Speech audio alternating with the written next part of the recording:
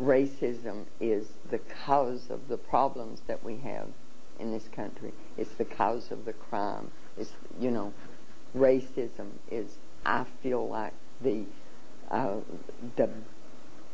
backbone of all ills that this country has. If the day ever came when I could walk into a place of work and you could be there wearing whatever clothing you wanted to wear, whether it was clothing that depicted your African descent or wearing your hair.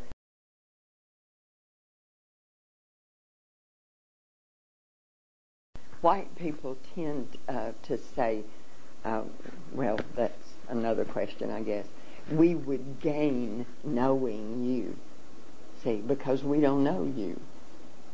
And that robs us of a great blessing.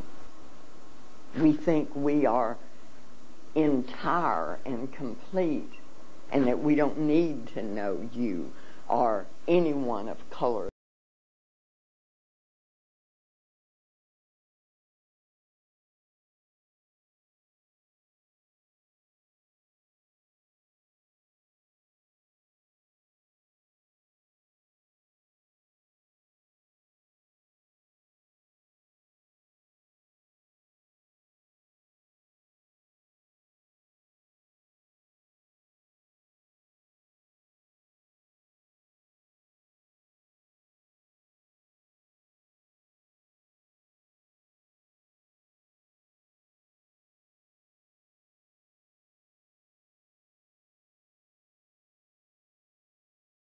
We know what we've done to you.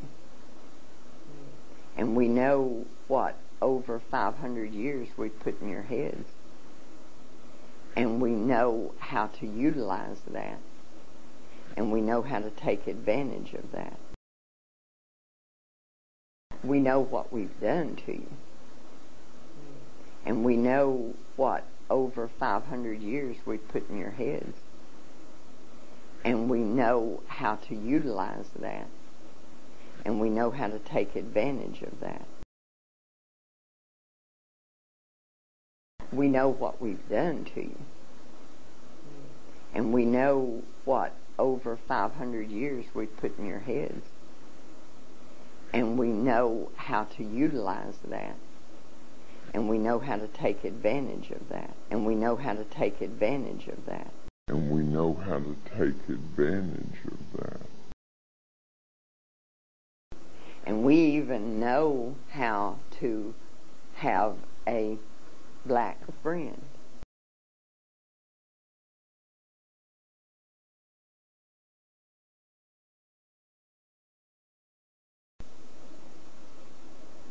We know the dynamics of who is in control. And I don't care how much the system has changed to the point to where what is politically correct at this point might be different from what was politically correct in the 50s. We still know where your place is. We know where our place is. And to me, the greatest deception that we've caused is that your people believe us when we say, this is my place and that is your place.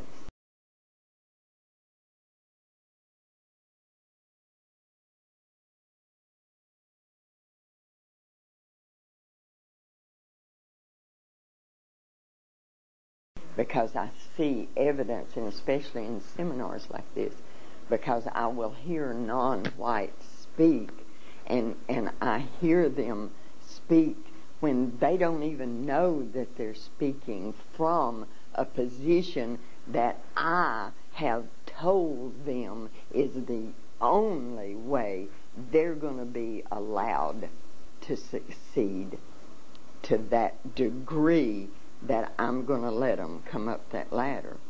Of course, I'm just going to let them come up so far. But the greatest sadness for me is that they don't even know. See, I have done such a good job that they don't even know that I've done this to them.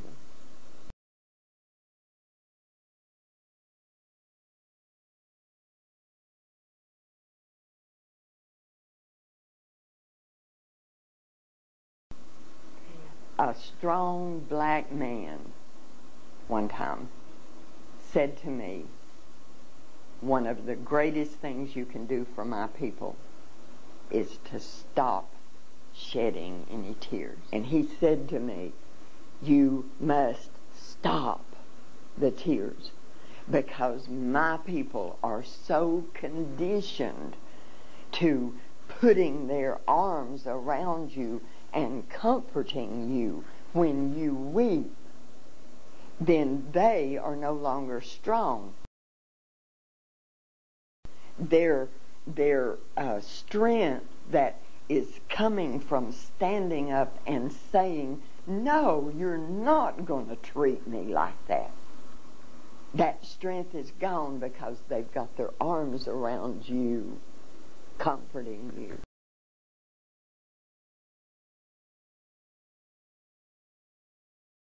When I sat in that room the other night, when the author of Without Sanctuary, when he was speaking and those pictures were there of the lynchings, the methods that we have used to keep control, I wept.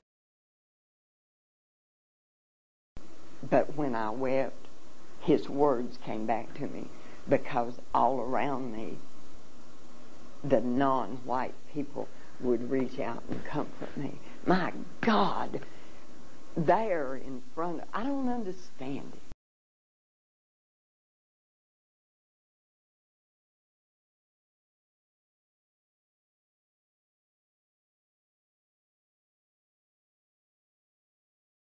Another very wise black man said to me, don't ever ask my people for forgiveness, because the word forgiveness means the eradication of a debt.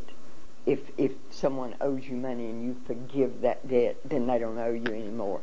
And I don't want to ever be a part of, for even a moment between just the two of us, eradicating any part of the debt that I owe you, because it's a just debt.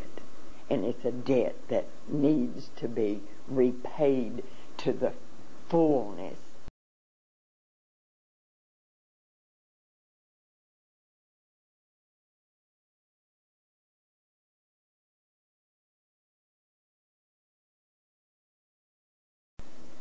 Christianity has been misused for hundreds of years to keep your people in subjugation. And I'm speaking now a reality that the history books do not record, but history does.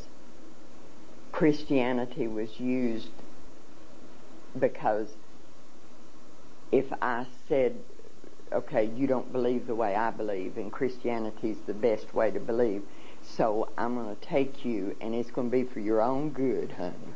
It's going to be for your own good. I'm going to take you, and I'm going to tear away everything about you, and just keep your hands and your feet, because they can help me.